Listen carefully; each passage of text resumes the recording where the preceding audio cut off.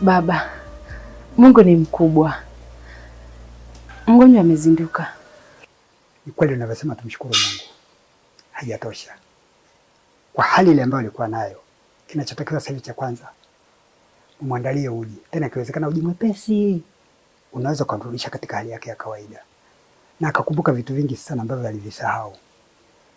Na hapo atakapoonekana kwamba fahamu yake imerudi vizuri, mniite nije tuzungumze naye. Naamini kabisa kwamba tutaelewana na tutajua chanzo nini. Sawa baba, hilo halina shida.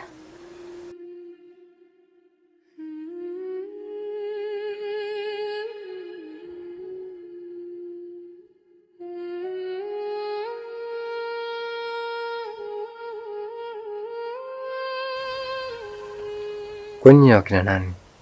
Na hapa ni kwa wapi?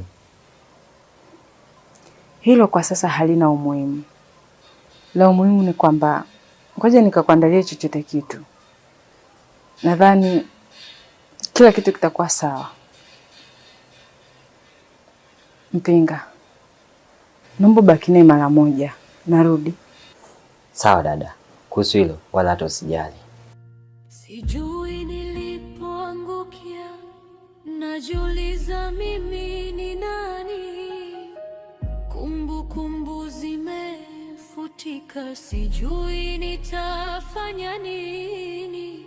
Nimeamka nikiwa sina kitu akilini, naona miujiza ya Mungu dunia.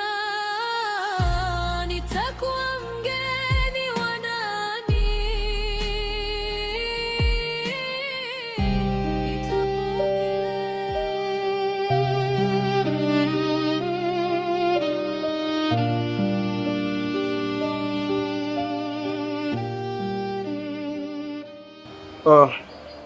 Kipara, unajua najiona mnyonge sana kwa kumwaga damu isiyokuwa na makosa.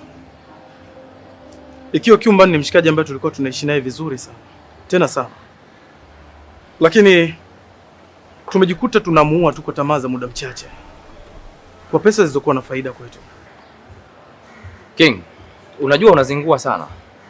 Hata kama Kiumbani alikuwa anatupa pesa, lakini sio kama hizi tunazoenda kuzipata. Unajua huu mchongo wa hela nyingi sana. Na sio hela nyingi tu. Oro ni oro, sisi tunaenda kuwa mabilionea.